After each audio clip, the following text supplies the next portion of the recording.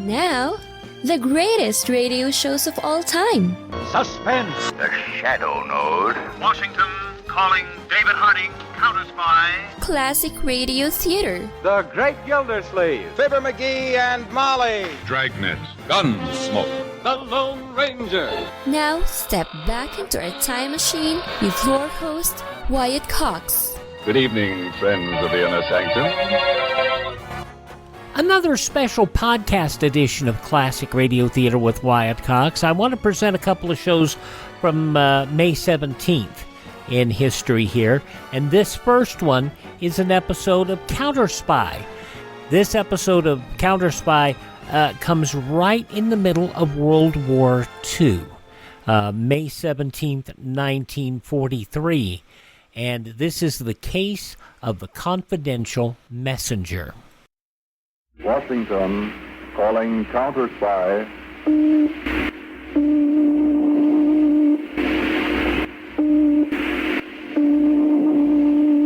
Washington calling Counterspy.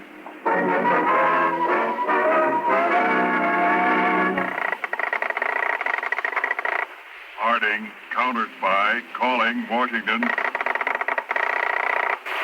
Harding, Counterspy, calling Washington.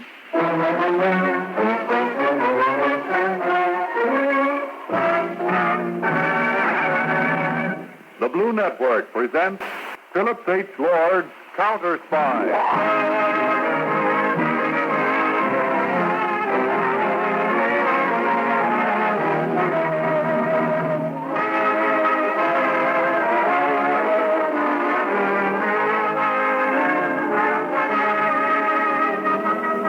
Germany has its Gestapo, Italy its Dobra, and Japan its Black Dragon. But matched against all of these secret enemy agents are Uncle Sam's highly trained counterspies. Visualize ace counterspy of them all as David Harding.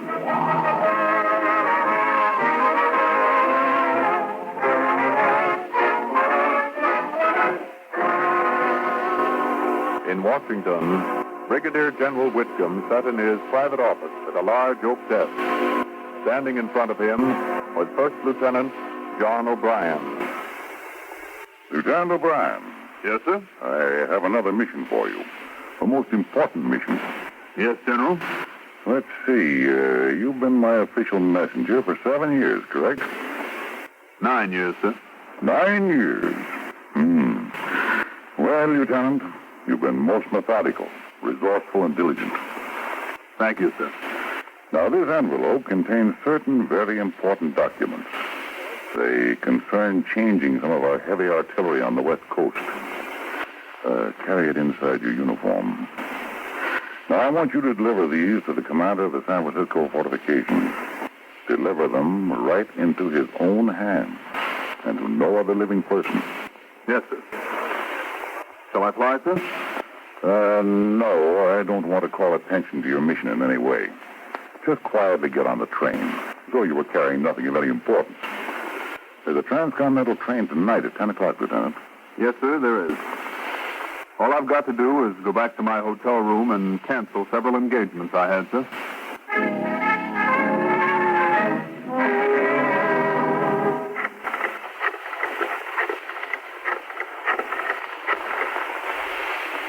Hello? Hello? Oh. This is Lieutenant O'Brien calling. No, I can't take you to the theater tonight. No, I'm not fooling. Oh, a new dress? Honestly, I'm awfully sorry, but I've just received instructions to leave for San Francisco. Yes, San Francisco. Oh, I'll be back in about a week, and then I'll see you every night.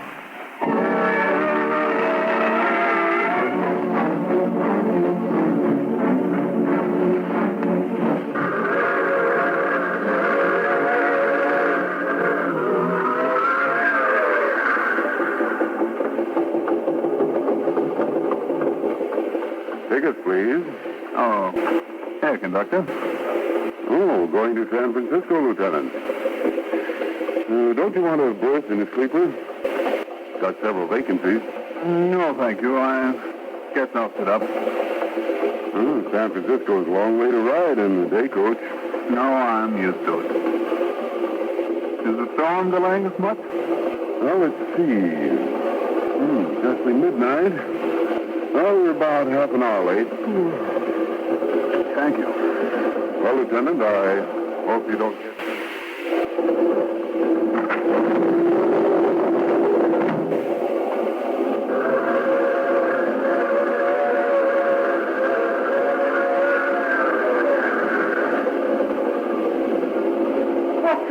With the light.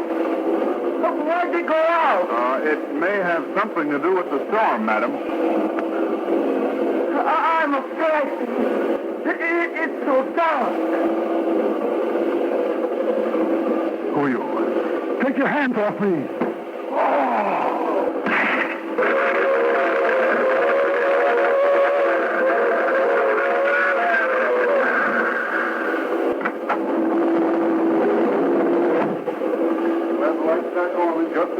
Conductor, something terrible has happened. What happened, madam? We heard a fight. A glass breaking. Where? About 3 or 4 seats in front of me. Turn your flashlight upstairs. We can't get the lights on. Somebody's cut the wires. Right there. See? Why, the glass is broken out. And blood. Oh, that's where the army officer was sitting. He must have been thrown out the window. Hold on, everybody. I'm going to pull the emergency.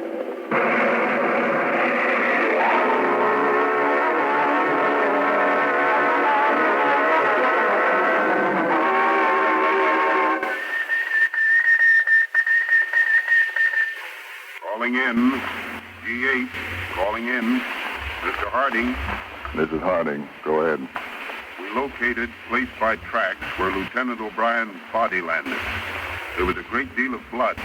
We traced footprints from there 100 yards to the main road. Somebody had a car parked there. There were some tread marks of car in dirt beside road. Are you making plaster casts of footprints in the car tread? Yes, sir. They'll be ready by morning, sir. Good. Stand by for further instructions. Throwing O'Brien off that train was certainly a carefully planned job, Mr. Harding. Yes, David, it was no ordinary job. The only ones who knew about those plans being sent were the higher-ups. I've had every move Lieutenant O'Brien made checked carefully. This job has all the earmarks of a high-class, sophisticated plot. David, I want somebody to do some special work for me who travels in high Washington circles. Couldn't we get one of our own operators into that circle? We could. But I want somebody already there, some prominent person who wouldn't be suspected of working with us. I'm going to talk to Lady Ashton. She's helped you before. She's a social leader, and she can be trusted.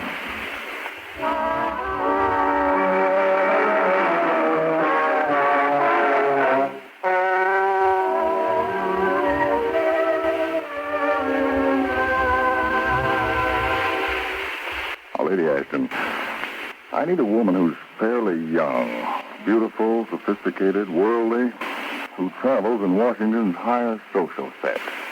I see. Have you anyone specially in mind, Mr. Harding? Yes. Norma Brayley. She's a French refugee. She's invited everywhere. She's continental. And very beautiful. You're sure this is all business, Mr. Harding? She is attractive. But if Miss Brayley would be willing to work with me and follow my instructions, she could be of great help. And you wish me to give a dinner so that you may meet her? Well, in Washington here, Lady Ashton, I'm often watched very carefully. I'd like to have the meeting appear to be a chance one. How about dinner Friday? I'll see that you meet Miss Brayley socially then. That'd be fine, Lady Ashton. I'll be there.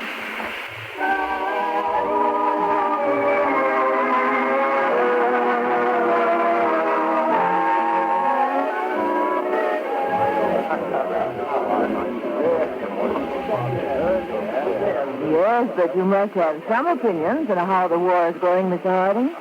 I know how it's going to go, Miss Brayley. Can we walk over to the other side of the room for a minute? Yes, certainly. You know, I think Lady Ashton gives the most entertaining evenings of any hostess in Washington. Oh, she's a very charming person. Miss Bailey. Yes? I don't want to be seen talking to you too long, so I'll come right to the point. Oh, you sound very serious, Mr. Harding. You're a French refugee, Miss Braley. You fled Paris just before it fell. Your entire family is still there. Well, how did you know that? More people are investigated nowadays than they think. Miss Braley. Yes? Would you take some risks if you thought you really could be of help against our mutual enemy? Oh, I'd do anything in the world. Everything is a risk nowadays. I need someone who travels in Washington's best society. I need someone who's never been connected with counterspying in any way. Someone of courage, insight, sophistication. You mean me? Yes. On a very hard and difficult case right now. I need someone just like you. In fact, you. But I don't think I'm qualified for such an important undertaking, Mr. Harding. I've never had any training. You won't need any, Miss Braley. You'll do exactly as I tell you. And you really think I can help? Very definitely. Then I'll do anything you ask. It's the least I can do. You will be in danger. The ring I refer to has just murdered one Army officer. I'm not easily frightened, Mr. Harding. I went through a good deal before I escaped to the United States. Then it's agreed. Now, I believe something very important is going to break later tonight. Now, any calls I make to you must be made in such a way that they can't be traced. Now, tomorrow morning at 10:30, go to the Farnsworth drugstore on Maple Street. Yes? There are 3 telephone booths there. Go into the middle booth. Make several telephone calls so you can hold the booth, so no one else will be using the phone. Now, hang up the receiver at exactly 11:30. Now, I have that phone number. I'll do the same thing on the other end of town so that my call to you will be from one telephone booth to another, so the call can't be traced. I'll be there, Mr. Harding, right to the second. And be sure and don't call me by name over the phone.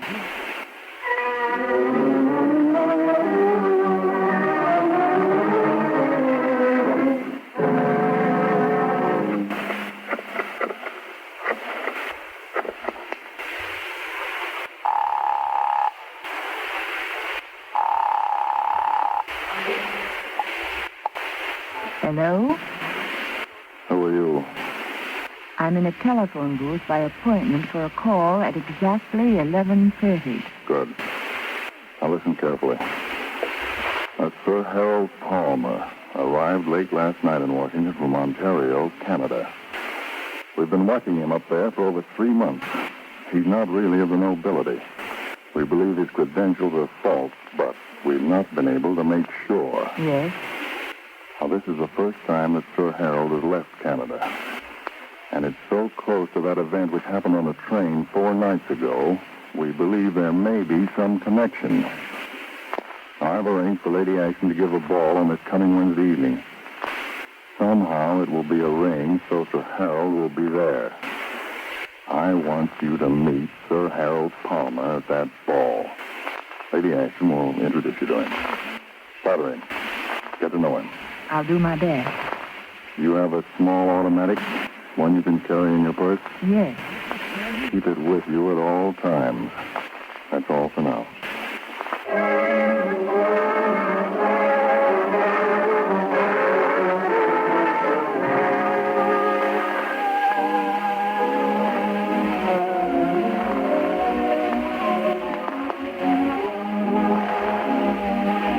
Sir Harold, we're so delighted to train this evening. Very kind of you to invite me, Lady Ashton. I've just come down from Canada. I'm really quite a stranger in Washington. Sir Harold, I want you to meet a guest of mine, Miss Braley. Oh. How do you do, Miss Braley? Good evening, Sir Harold. I've been admiring Miss Braley all evening, hoping I might have the opportunity of meeting her. There, Norma. Men gave up saying things like that to me years ago. Oh, no, they didn't, Lady Ashton. Will you dance this song with me, Miss Brayley? I'd love to, Sir Harold. I've been admiring your dancing.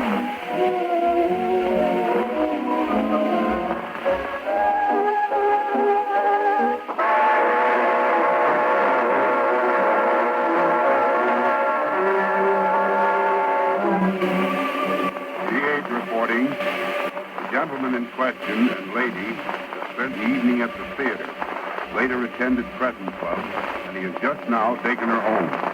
Place operator 7 is made on his floor at hotel. That is all.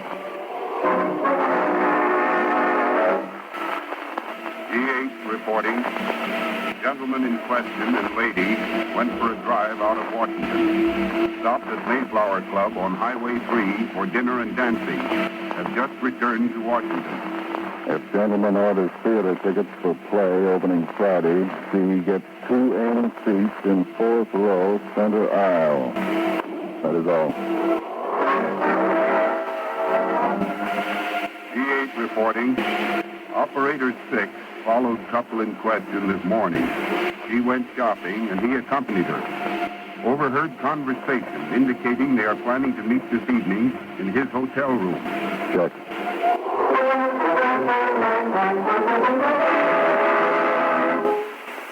Part of the reason we're presenting this as a podcast special is, as you could tell, the audio is not the greatest. But it's always good to hear a wartime episode of Counterspy starring Don MacLaughlin, May 17, 1943, here on the podcast of Classic Radio Theater with Wyatt Cox. Now we continue with more of Counterspy, May 17, 1943, the case of the confidential messenger.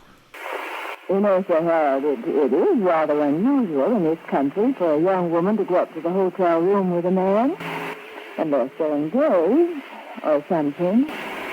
Is that so? Very interesting. Well, continuing, we had in our home for many years what I should call as fine a collection of pastoral art as there is outside of a museum. We very seldom went out of an evening. The paintings are so beautiful, landscaping of all kinds. Yes, I see. Am I boring you with this long dissertation on art, Miss? It was just a question. Did you yawn? Oh, no, certainly not. Continue. Tell me more about these oil paintings in Dorchester.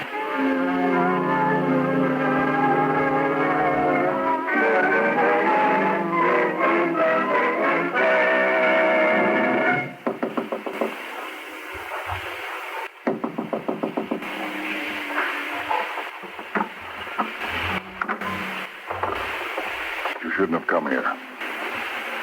Well, come in. I'm sorry, Mr. Harding, but I didn't know what to do. I know, but it's 2 o'clock in the morning, Norma. Come up to my hotel room and put those who might be watching me wise to the fact that you're working with me. But something terribly important has happened, Mr. Harding. What? Well, Sir Harold kept talking and talking about art so late that I asked him to order some food. And when he went into the adjoining room to telephone room service, I had a chance to look in several drawers, and I found these papers. Let me see them. I had this little gun with me in my bag, but, well, no woman would ever have to show it to Sir Harold. Here. Huh. You looked at these? Yes, they're reports. And they state very clearly they concern confidential information between the United States and Canada. Yes. And this one even goes so far as to mention certain fortifications. Well, then it's the information you want? Not the exact information. But it very definitely shows Sir Harold is working against the interests of the United States and Canada. But you should not have come here, Norma. In fact, you shouldn't have taken these papers. Yes, but why? Now you've got proof against Sir Harold. Yes, but he'll miss these papers, and he'll know you've tricked him and disappear. Oh, then I haven't helped. Oh, yes, you've helped. Do you suppose that's someone who saw me come up here to your room? Have I caused you more trouble? Unless I miss my guess, this is a report that Sir Harold has already left. Hello? G8 reporting. Sir Harold has checked out of hotel. Has ordered car from nearest garage. Shall I replace chauffeur? No. too dangerous at this point. Drop his trail. Tell operator 37 to pick it up. Yes, sir. I never felt so badly in my life, Mr. Harding. I feel that I've bungled the whole thing. Now, don't feel that way, Norma. You just accomplished so much more than I expected, I wasn't ready for it. You're not just saying that. No. I mean it. Oh, I'd rather hear you say something like that than anyone else. Now, of course, the artillery plans which were stolen from Lieutenant O'Brien have already been changed. A new set of plans is being sent to California Saturday night by plane. We'll wait and see if the Gestapo makes an attempt to get those new plans Saturday night. I see. But what can I do, Mr. Harding? Now, tomorrow night, dress very simply. Yes. Take the bus, the Maryland bus, to the end of the line. Get off there and wait for me. Things have taken a pretty serious turn. Tomorrow night should tell us a lot.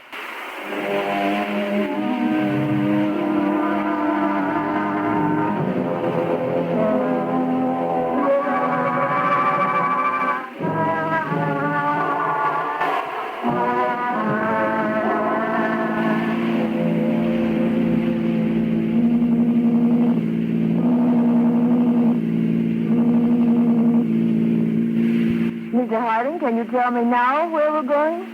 To a little farmhouse about 10 miles further down the road. Well, why are we going there? We have a shortwave listening set there. There's nothing near the farmhouse. The reception's excellent. And you still think I can be of help? Very definitely. But I can't tell how until we hear this shortwave broadcast tonight. See, every Tuesday and Saturday night, from 1:15 to 1:30 in the morning, there's a shortwave broadcast by a bootleg station to Germany. We've been listening in on it for several weeks. But who's doing the broadcasting? Gestapo agents. In fact, we'll both listen in tonight.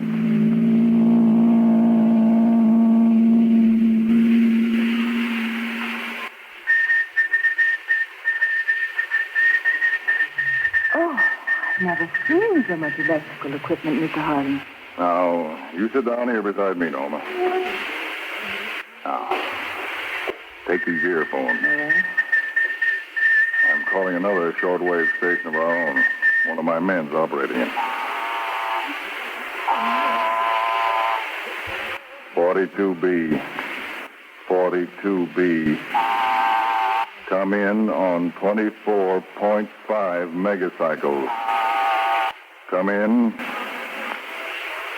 Your signal is weak, but I can get it. Come in. Proceed according to schedule. That will be 3 minutes and 20 seconds. Then meet me at appointment. You get it? Exactly 3 minutes, 10 seconds, and we'll contact. That is all. Was that a shortwave station in another farmhouse? No. Oh, it was a portable sending and receiving set in a car. That's why it didn't have too much power. Oh. Now, you don't understand German, do you, Norma? No, I don't. Then I'll interpret for you. Broadcast we should be picking up right now. Now, take these earphones. He's making contact. You'll hear him in a minute. And this radio station we're hearing is operating illegally in direct contact with Berlin? Yes. But we've got it spotted. Auf Welle 24.500 nach Berlin. Achtung! Geheimbericht von größter Wichtigkeit. He's just saying he's got some real news tonight. Auf Welle 24.500 nach Berlin. Die Pläne zur Befestigungsanlagen der nordamerikanischen Westküstenverteidigung sind plangemäß gestohlen worden. Talking about the West Coast fortification papers that were stolen from us. Leichtigkeit überwunden. Die beiliegenden Dokumente sind in unserem Besitz. Telling Berlin that the Gestapo have the papers, but the question is how to get them out of the country. Die Überseesendungen sind schärfstens überwacht. Revidierte Pläne werden Sonnabend an die Westküste per Flugzeug gesandt. Now he's saying revised plans are to be sent to the West Coast this Saturday night. Das Problem, Pläne aus dem Lande zu schleppen. Get those hands up, quick! Who are you? Get out of here! You make a move, I'll shoot. The United States Counterspy. Now get your hands up. Move away from that broadcasting microphone. They're being captured. But this is just an amateur sending set. Oh, yeah? Put the cuffs on him, Frank. We've already got the cups on your 3 pals, the 2 downstairs and 1 in the other room. Take 'em out, boys. Remember, these 4 are the ones who murdered Lieutenant O'Brien. This shortwave set won't be used anymore tonight or any other night. Well, Norma, you really heard something that time. They were really captured by your men? They certainly were. Right now, they're being taken away so fast they don't know what's happening. Yes, but how did it happen just right then? That was the message I sent out the first thing I came into this room. We had everything set. Come on. I want to drive back and face them.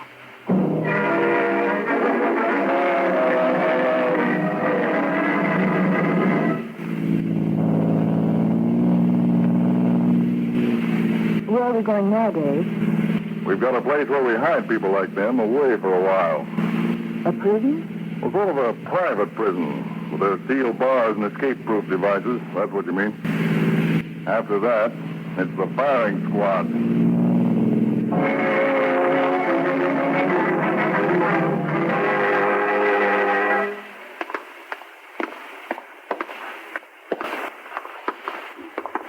All these people in these cells, Norma, are agents of the Gestapo or the Japanese Black Dragon. Let's go into this cell now. Wait. Oh, it's horrible. These prisoners just look at us. You can see in their eyes. They know they're going to be shot. Oh, guard. Is it? Check and see if a Sir Harold Palmer has been brought in yet. If he has, bring him to this cell. Here. Sit down in this cot, Norma. We may have quite a little wait. Dave, how did you catch Sir Harold? We'll let him do the talking when he gets here. Norma, let me tell you something, because something very startling is about to happen. Lieutenant John O'Brien was a confidential messenger for the Army. On his last mission, he was murdered in a train while the lights were out. The window was broken, and his body thrown out. Sir Harold will be in just a minute, Mr. Harding. Oh, good. Well, Norma, we checked O'Brien's movement. Everything he did after he received those confidential instructions. O'Brien went back to his hotel room, and the only thing he did besides packing was to put in 5 telephone calls. 3 were calls to the Army Department, 1 was a call to his mother, and 1 was a call to a girl. We traced that call. It showed in the hotel records. We immediately started investigating that girl, and it gradually showed up that her background wasn't quite what she claimed it to be. In other words, she'd found out that Lieutenant O'Brien was a trusted government messenger. She'd become acquainted with him and started seeing a good deal of him. And when he telephoned her on this certain night and said he was going to San Francisco, she knew it must be on important business. And as he was a confidential government messenger, she knew he'd probably have the papers with him.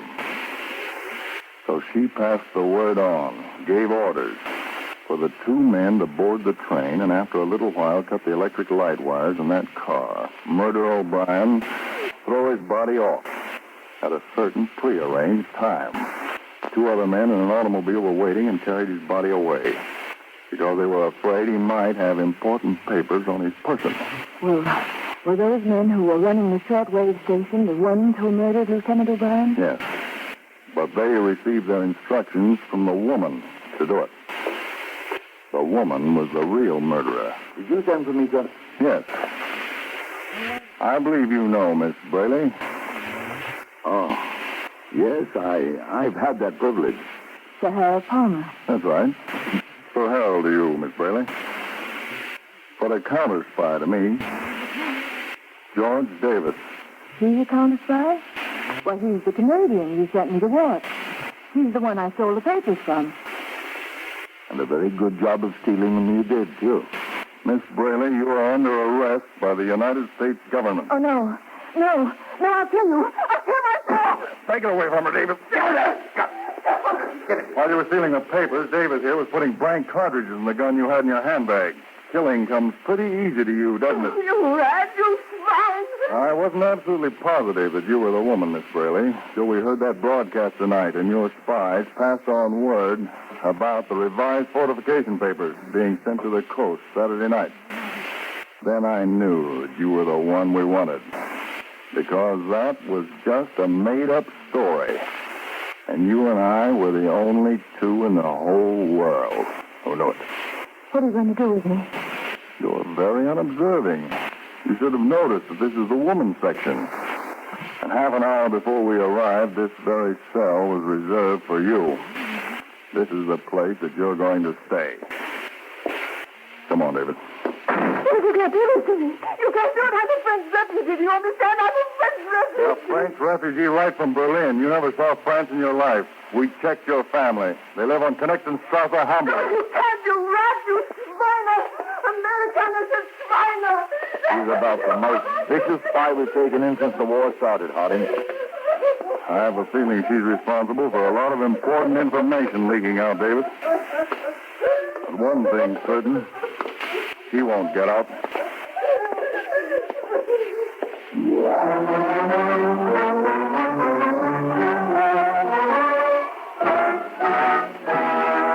That great invisible army of undercover agents, which is working 24 hours a day, 7 days a week, to protect this country from enemies within.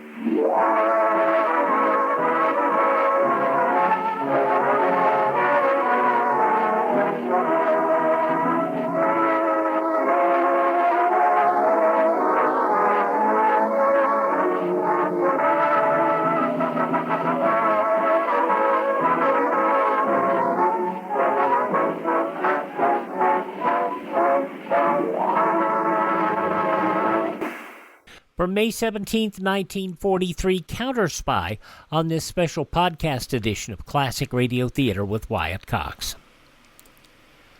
While we're on the subject of May 17th, here's an episode of Sherlock Holmes starring Basil Rathbone and Nigel Bruce entitled The Speckled Band. This was originally broadcast May 17th, 1945. It seems only fitting on this occasion that the greatest of fictional detectives in his best-known adventure should be introduced to us by Mr. Adrian Conan Doyle, Sir Arthur's son, who is with us tonight in the studio. Mr. Adrian Conan Doyle. Who was Sherlock Holmes? Since the death of my father, this question has often been renewed, and in this connection I regret to add that on one or two occasions some gratuitous nonsense has been written on the subject by persons possessing no factual knowledge whatever. Were Holmes's remarkable characteristics based on Dr. Joseph Bell of Edinburgh University, or merely rooted in the influence of Edgar Allan Poe?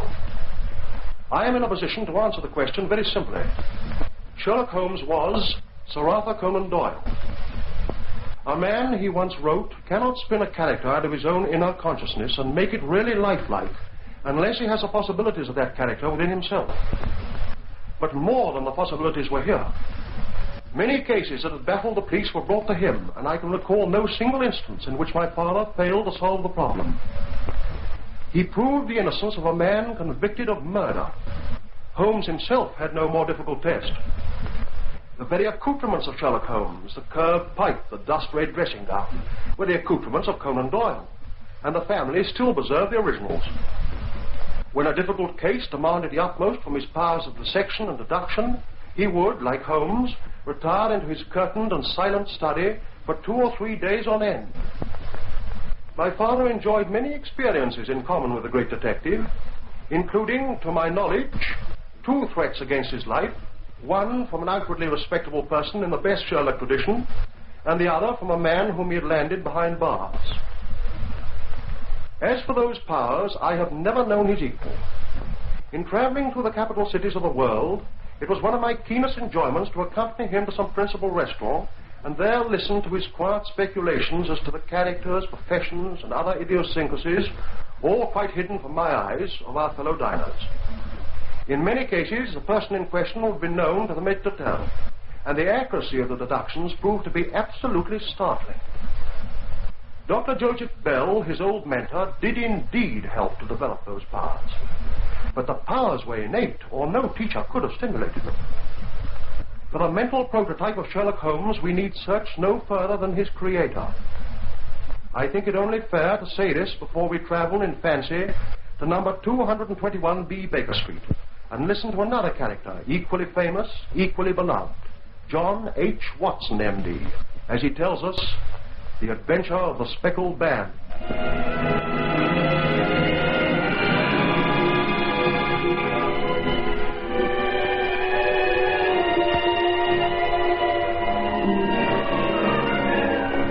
On glancing over my notes of the 8 years I have studied the methods of my friend Sherlock Holmes, I find many tragic, some comic, a large number merely strange, but none commonplace.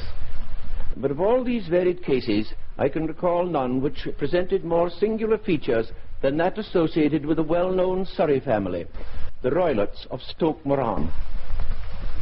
It was early in April in the year 83, when Holmes and I were still sharing bachelor lodgings in Baker Street. I awoke one morning to find Sherlock Holmes standing, fully dressed, at the side of my bed. Watson. Watson. Eh? Holmes? What on earth? Very sorry to disturb you, Watson, but it's the common lot this morning. Mrs. Hudson's been disturbed. She retorted upon me, and I on you. What is it then, a fire? No, Watson. A client. It seems that a young lady has arrived in a considerable state of excitement and insists on seeing me. Now? What is it? 7 o'clock in the morning? Exactly, Watson. And when young ladies wander about the metropolis at this hour and knock sleepy people out of their beds, I presume it's something pressing.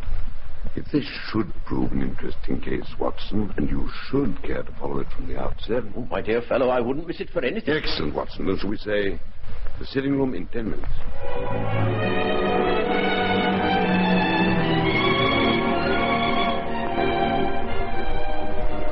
Nor shall I forget my first sight of the young lady, dressed in black and heavily veiled, who waited in the bow window of our sitting room.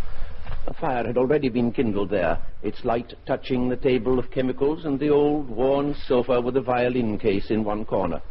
Yet the firelight could not penetrate that black veil, that opaque veil turned towards us as... Oh, it was good of you to see me, Mr. Holmes. You are Sherlock Holmes? That is my name, madam. This is my intimate friend and associate, Dr. Watson. Oh, how do you do? Ah, and I see that Mrs. Hudson's had the good sense to light the fire. Pray draw up a chair to it. Oh. Allow me. Thank you. You sit there, Watson, and I will make myself comfortable on the sofa. You're shivering. Am I? Yes, I dare say. Mrs. Hudson? Yes, Mr. Holmes? Will you bring some hot coffee for our guest, please? Yes, Mr. Holmes. Oh, thank you, but it's not cold that makes me shiver. Indeed. What then? It's fear, Mr. Holmes. It's terror. Mrs. Hudson? Yes, sir? That will be all, thank you. Bring the coffee presently, that will be all. Very good, sir. You doubt what I say, Mr. Holmes. Let me raise my veil. I saw your eyes change. I'm barely 30, and yet you see the grey in my hair. I'm not to be afraid. We shall do our best to set matters right. You've come in by train this morning, I see. Do you know me, then? No, but I observe the second half of the return ticket in the palm of your left glove. Quite a long distance, too. You've had a good drive in a dog cart along heavier roads before you even reached the station. But how could... Oh, there's no mystery, my dear madam. The left arm of your jacket is spattered with mud in no less than 7 places. Only a dog cart throws up mud in that way. Yes. Forgive me. Whatever your reasons may be, you're perfectly correct. I took the first train to Waterloo this morning because I can't stand this strain any longer. I shall go mad if it continues. Strain, you say? Hmm? My name is Helen Stoner. I make my home with my stepfather. He's the last survivor of one of the oldest Saxon families in England, the Roylotts of Stoke Moran. Stoke Moran, yes. On the western border of Surrey. The name is familiar to you? Perfectly. My stepfather's family was at one time among the richest in England. Now, genteel poverty. A few acres of bramble-covered land and an old stone house in the park. That was why, years ago, my stepfather took a medical degree and went out to Calcutta. He established a large practice there. Heaven knows he had force of character. But what? But he beat his native servant to death, and they put him in prison. I see, Miss Stoner. While Dr. Roylott was in India, he married my mother, Mrs. Stoner, widow of... not Major General Stoner, Bengal Artillery? Yes, Dr. Watson. Did you... Watson himself served in India, Miss Stoner. I see. Pray go on with your statement. My sister Julia and I were twins. We were very young when my mother remarried. She brought Dr. Roylott a large sum of money and gave it to him entirely, with only the provision that Julia and I should have an annual sum if we married. Married? No matter. After my stepfather's release from prison, we returned to England. My mother died. And then... Don't clench your hands, Miss Stoner. You want to tell me that Dr. Roylett's fits of violence have increased, hmm? Yes. Dangerously so? He's quarrelled with everyone in the neighbourhood of Stoke Moran. He's brawled and fought and laid about him with a hunting crop until... Thank you, I'd already guessed it. You guessed? The frill of lace at your wrist, Miss Stoner. Oh, please don't turn it back. The blue marks of 4 fingers and a thumb. Oh, look here, Holmes, I say. Dr. Roylett probably doesn't realise. Evidently not. He's immense in size and immense in strength. To see him striding along, yellow-eyed, in top hat and frock coat and high gaiters with one of his animal pets This following him. estimable gentleman keeps pets, hmm? He has a passion for Indian animals. Present, he's got a cheetah and a baboon roaming loose in the grounds. Did you say cheetah? An Indian leopard? Yes. Some friend of his sends them from India. I say friend. I don't suppose Dr. Roylett has any friends, except the wandering gypsies. He gives the gypsies leave to camp on our estate, and he sits with them in their tents. Sometimes he wanders away with them for weeks on end. He's the terror of the village, and... You can imagine, Mr. Holmes, that my sister and I had no great pleasure in our lives. I can well imagine it. No servant would stay with us. We did all the work of the house. Poor Julia was only 28 when she died. Your sister's dead? Yes. She died on the eve of her marriage. On the eve of... I see. Julia and I met so few people, Mr. Holmes. But at our aunt's, my mother's maiden sister, near Harrow, Julia met this young man and fell in love with him. And... Your stepfather? What did he say? Oh, Dr. Roylett offered no objection. Indeed. Very suggestive. Then? Julia died. Can you remember the details? I wish I could forget them. I told you I think that the manor house is very old. Only one wing is now inhabited, and the bedrooms in this wing are on the ground floor. I want you to imagine 3 bedrooms in a line. The first Dr. Roylett's, the second Julia's, and the third mine.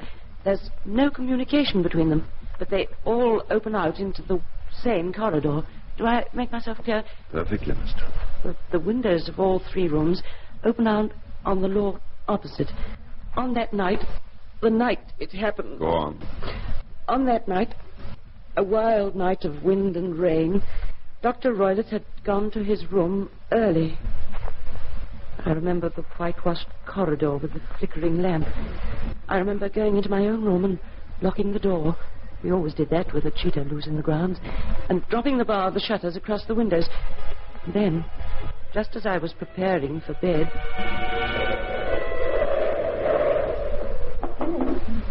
Helen? Yes, Julia? May I come in, please? Of course, dear. Just a moment while I unlock the door.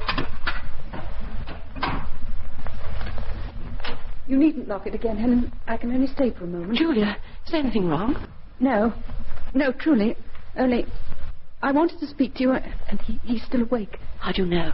Those Indian cigars of his, I can smell the cigar smoke in my room. Helen? Yes, Julia? I don't want to leave you, Helen. Oh. But I do love the man I'm engaged to, and...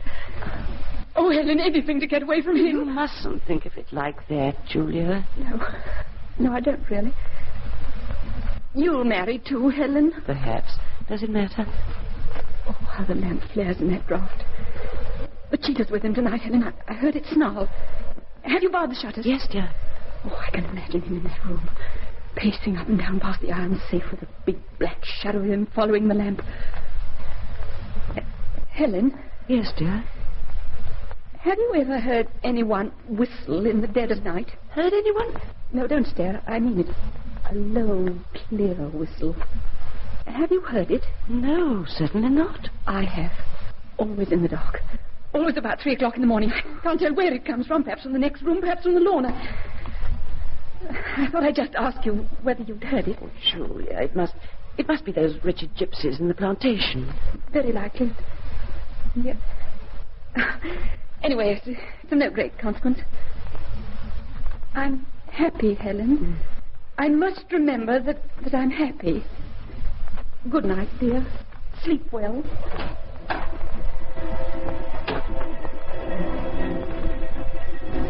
Sleep well. That was what you said. but I couldn't sleep. Julia and I were twins, Mr. Holmes. Perhaps her emotions were my emotions. The wind howling, the rain beating and splashing against the windows. Towards 3 o'clock, under the hubbub of the gale, I suddenly sat up in bed to hear... Julia! Oh, was that you who screamed? Julia! Oh, I must get up. I must go to her. Where's the door? It's too dark to find the door. Matches. I can't even find any matches. Oh, I wasn't a bit frightened. It was probably only a nightmare. Door. It's all right. The lamp will be lighted in the corridor. Yes. Julia! The whistle! The whistle she heard. I didn't imagine it. Was that a window bar warning? What was it? I'm coming, Julia. Don't be afraid. It's Helen, Julia. Open the door. I heard the whistle. I heard something like metal falling. And then... Julia. Oh, thank God you're safe. Give me your hand. That's a good girl. Julia, what's wrong? Why do you grope as though you were blind? Can't you speak? Helen, it was... Speak out, Julia. What are you saying? It was the band. The Speckled Band. Oh, don't write, Julia. I'm not strong enough to hold you up. Oh, don't look at me like that. Speckled Band. Julia!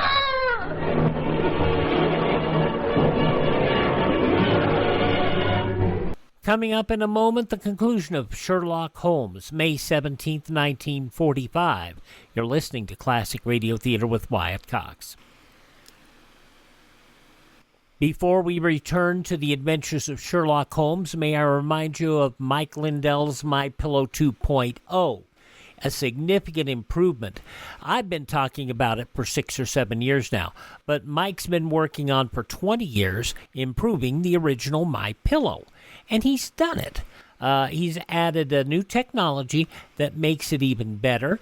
The patented adjustable fill of the original My Pillow, which is why I love it so much. Brand new fabric that's made with a temperature-regulating thread, the softest, smoothest, and coolest pillow you will ever own. Go to mypillow.com, click on the radio listener square, use my promo code Wyatt, W-Y-A-T-T, and you will get buy one, get one free special on MyPillow, and savings on anything you find there on the MyPillow webpage. MyPillow.com, radio podcast square, and use my promo code Wyatt. Or if you want to find it out, remember, 60-day guarantee, 60-day money-back guarantee, 10-year warranty. How do you get that made in the USA? Go to mypillow.com, promo code Wyatt, or call 1-800-928-4715. That's 1-800-928-4715. Get the best sleep of your life with the brand new My Pillow 2.0. Now, the conclusion of Sherlock Holmes, Basil Rathbone, Nigel Bruce, May 17th, 1945, The Speckled Band. That's all, Mr. Holmes. She died presently in convulsions. Dr. Roylott came out of his room, all huge and yellow-faced, I can see him yet, and gave her brandy and tried to revive her, but it was no use. That was the end of the sister I loved.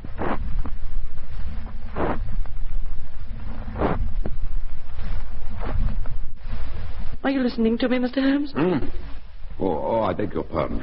Sitting back with your eyes closed and your fingertips together, Believe me, Miss Turner, I was never more intent. Now tell me, this whistle and the metallic sound you heard, could you swear to it? That was what the coroner asked me. Yes, I could swear to it. Was your sister dressed? No, she was in her nightdress. In one hand she had a box of matches and in the other a charred stump of a match. Showing she had struck a light and looked about her. Yes, that's important. And what conclusions did the coroner come to? The doctors found no cause of death. No cause of death, Miss Stoner? None whatever, Dr. Watson, and that's not all. My sister was alone, quite alone when this happened. The room was locked up on the inside. Door locked and windows barred. The walls and floor was solid. You're quite sure of that? Absolutely sure. You spoke of gypsies, Miss Stoner. Were the gypsies in the plantation at the time? Yes, there are nearly always some there. And what did you gather from this allusion to a band? A Speckled Band? But surely, Holmes, excuse me, surely that's obvious. The band must refer to gypsies and the spotted handkerchiefs they wear over their heads. Surely that must have suggested the word. These are deep waters, Watson. We must not theorize without data. Have you anything else to tell me, Miss Stoner? Yes. I'm engaged to be married now to a very old, very dear friend, and I heard the whistle again last night. Where did you hear it? 2 days ago, some repairs were started to the west wing of the building. My room's uninhabitable, so I moved into my sister's old rooms. I slept in her bed. And at 3 o'clock in the morning, in the silence and darkness of that room, I couldn't endure it, Mr. Holmes. I ran away in terror. What is it, Mr. Holmes? What do you think of it all? I think, Miss Stoner, that we haven't a moment to lose. If we were to come to Stoke Moran today, could we see these rooms without Dr. Roylett's knowledge? Yes, he spoke of coming to town today on important business. He'll be away all day. Excellent, excellent. You'll come along, Watson. By all means, my dear fellow. Then you may expect us both. In the meantime... I must go, Mr. Holmes. I daren't stay any longer, but I shall be at Stoke Moran to meet you. Oh, no, don't get up. You needn't see me to the door. I may have sounded foolish, sir. I may have sounded incoherent, but I am grateful to you both. I am deeply grateful. Watson. Yes, Holmes? Will you be good enough to hand me down the cherry wood pipe from the corner of the mantelpiece? Yes. Thank you. Well, what do you make of it, Watson? I don't know what to make of it. It's a dark and sinister business altogether. Dark enough, yes. Sinister enough, undoubtedly. Data, Watson. I must have data. When you combine the idea of the whistle, the band of gypsies, the doctor's financial interest in preventing this girl's marriage... Oh, now come, Watson. Surely you noticed that. And finally, metallic clang that might have been caused by a falling window bar. You think that's the line of solution? May well be, Watson, and yet... What in the devil's name is that? Mr. Holmes, oh, Mr. Holmes. Yes, Mrs. Hudson, what is it? There's a gentleman here, sir, so big his top hat brushes the crossbar of the front door, carrying an tin crop, overturning my coffee tray, and saying that Which of you two is Holmes? That is my name, sir. But you have the advantage of me. I am Dr. Grantley Roylott of Stoke Moran. Indeed, Doctor. Well, pray take a seat. I will do nothing of the kind. My stepdaughter has been here. I've traced her. What's she been saying to you? It's a little cold for the time of the year. What has she been saying to you? But I've heard that the crocuses promise well. I carry a hunting crop, you notice. Take care I don't use it on someone, as for instance, I use it on this sofa cushion. You are Holmes, the meddler. Holmes, the busybody. Holmes, the Scotland Yard jacking office. Your conversation is most entertaining. Please close the door when you go out. There's a decided draft. Can I prove to you, Mr. Holmes, that I am the wrong man to meddle with? Yes, I think I can. Let me demonstrate with the poker from your hearth. I pick it up like this. I grasp it at each end. I bend and bend and bend until it twists into a curve. There's your poker back again. See that you keep out of my grip. Good day. Well, he seems an amiable sort of person, doesn't he? Fancies having the insolence to confuse me with the official detective force. I rather wish he'd stayed longer. Stayed longer? Dr. Roylott? Why? I might have shown him perhaps my own grip was not much more feeble than his. But, Holmes, what are you doing? Merely straightening out the poker again. Like this. Put it back behind the fire, Aunt Watson. I think we may now order breakfast.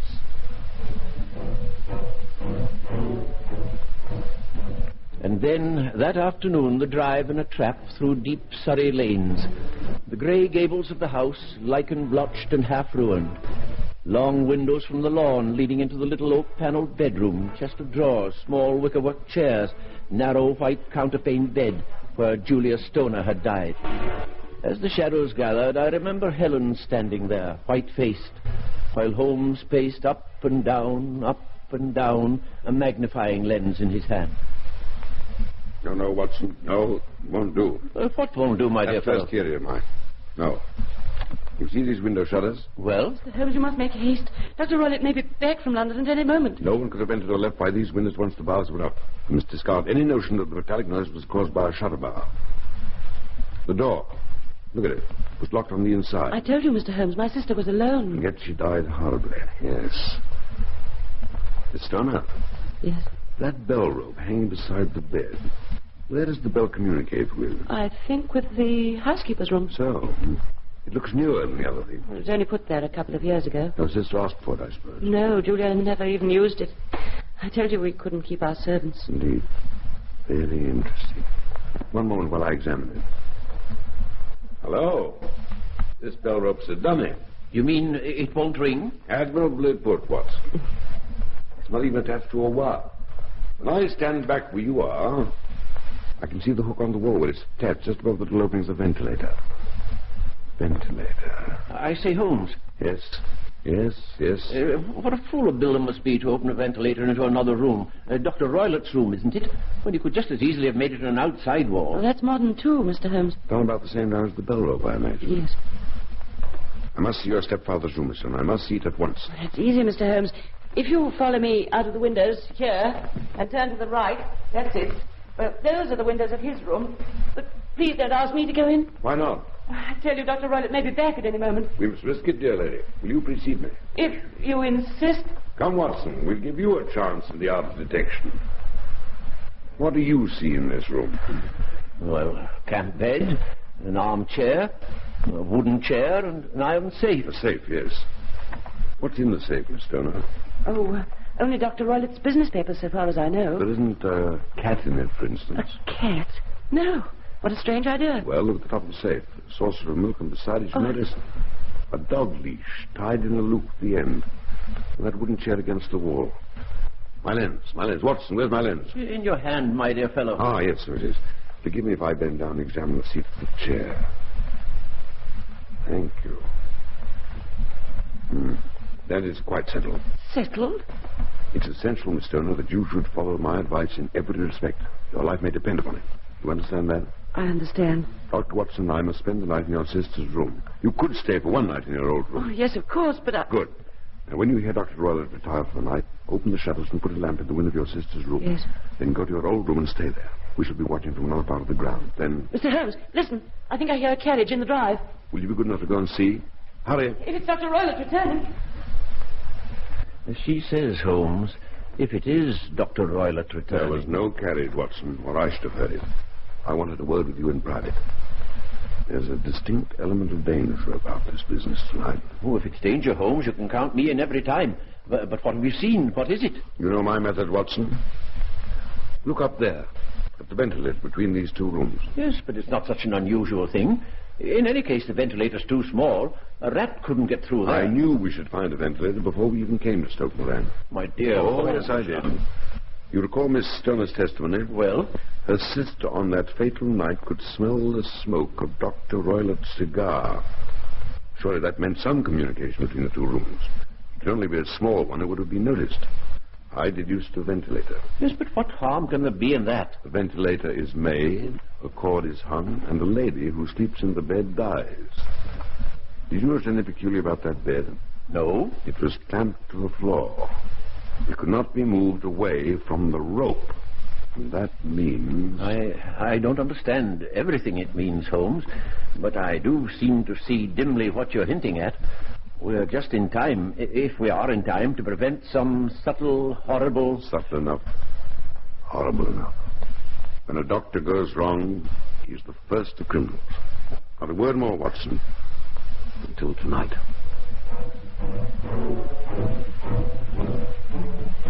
Shall I ever forget our vigil in Julia Stoner's room? It was bad enough that night, creeping up through the dark grounds, a wind blowing in our faces and the yellow lamp shining ahead.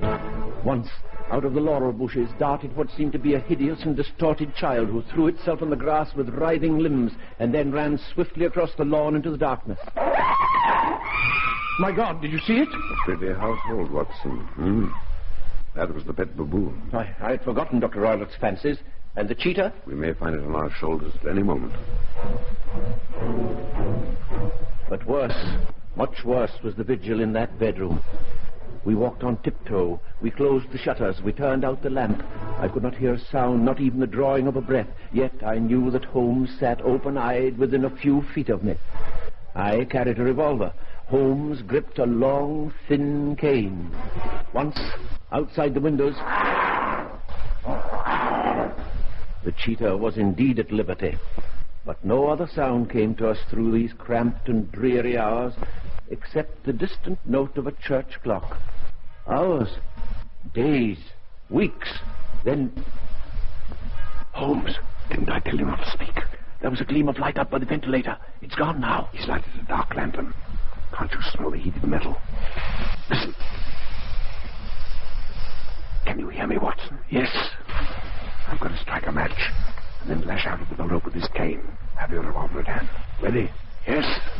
Now! Did you see it, Watson? Did you see it? I can't see anything. Even the match blinds me. It's... That came from the next room. What was it? It was pain, it was fear, it was rage. It was... the end. Watson, come with me.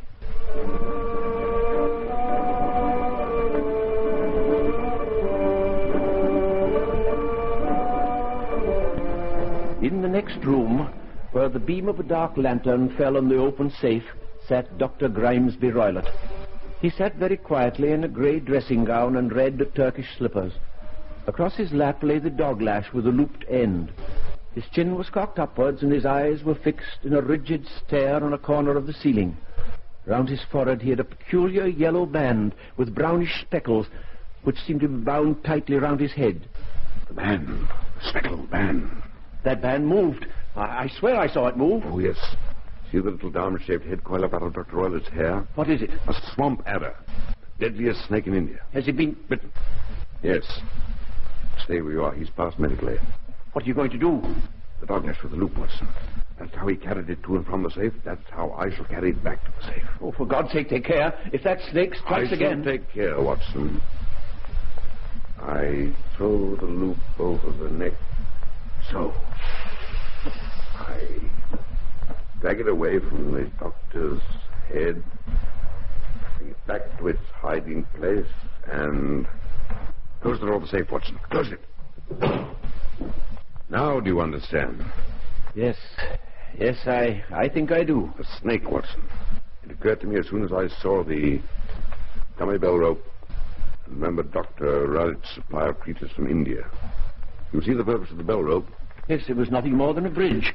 Each night he put that snake through the ventilator. With a certainty it would crawl down the rope and land on the bed. It might or might not bite the victim that night. Sooner or later, it was inevitable. And Julius Stoner died in convulsions. The coroner might have guessed. No, perhaps, Watson.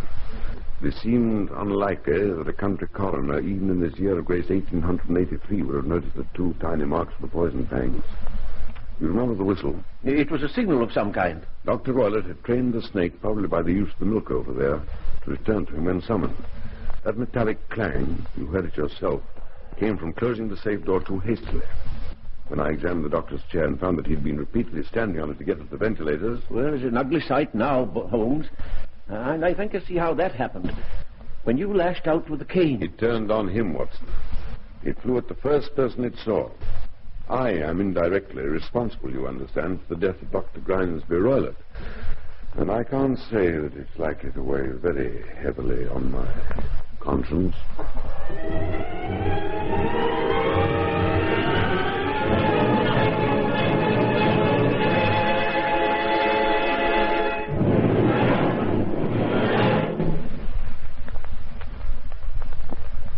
May 17th, 1945, The Adventures of Sherlock Holmes. Thank you for tuning in to Classic Radio Theater with Wyatt Cox, and we will be back. And now you see why some of the shows we bring here on the podcast we cannot broadcast. Not because they're not good shows, just the audio quality is not such that the radio stations would enjoy. But you as collectors and you as classic radio theater aficionados enjoy. Alrighty, thank you for joining us, and please visit my webpage, classicradio.stream. I'm Wyatt Cox, back next time, right here